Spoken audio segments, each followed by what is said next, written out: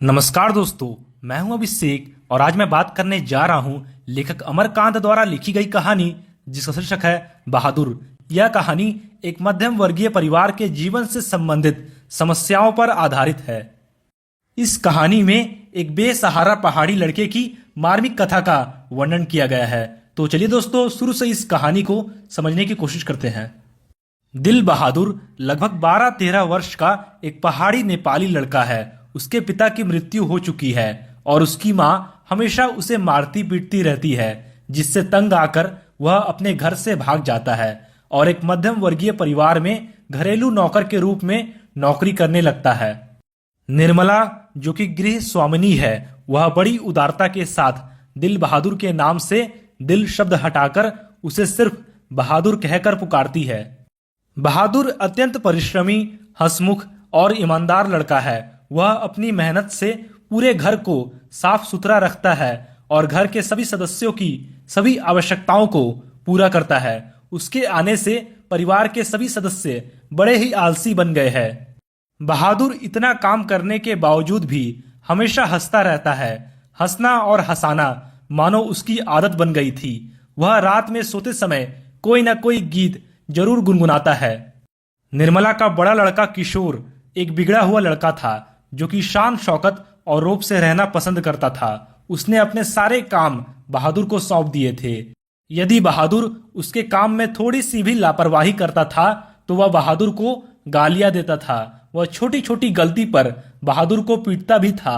बहादुर पिटाई खाकर एक कोने में चुपचाप खड़ा हो जाता था और कुछ देर बाद घर के कामों में पहले की तरह जुट जाता था। एक दिन किशोर ने बहादुर को सुअर का बच्चा कह दिया, जिससे उसके स्वाभिमान को ठेस पहुंची और उसने किशोर का काम करने से मना कर दिया। फिर लेखक के पूछने पर उसने रोते हुए कहा कि बाबूजी, भैया ने मेरे मरे बाप को क्यों लाकर खड़ा किया। इतना कहकर वह रो पड़ा। धीरे धीरे निर्मला के व्यवहार में भी अंतर आने लगा और अब उसने बहादुर के लिए रोटियां सेकनी बंद कर दी और वह भी बहादुर पर हाथ उठाने लगी। मारपीट और गालियों के कारण बहादुर से गलतियां और अधिक होने लगी। एक दिन निर्मला के घर उसके रिश्तेदार अपने परिवार के साथ आए। चाय नाश्ते के बाद बातचीत के दौरान अचानक निर्मला के रिश्तेदार की पत्नी ने अपने 11 रुपए घर में खो जाने की बात कही। घर के सभी लोगों ने बहादुर पर ही शक किया। बहादुर के लगातार मना करने के बावजूद उसे डराया, धमकाया और पीटा गया। बहादुर पर लगा यह आरोप झूठा था, इसलिए वह लगातार इससे इनकार करता रहा और अंत में लेखक ने भी उसे बहुत पीटा। इस घटना के बाद से घर के सभी सदस्य बहादुर को संदेह की नजर से देखने लगे। बहादुर भी बहुत ही दुखी रहने लगा। अब उसके अंदर इस परिवार के लोगों के प्रति अपनापन नहीं रहा। एक दिन उसके हाथ से सील छूटकर गिर गई और 2 टुकड़े हो गए।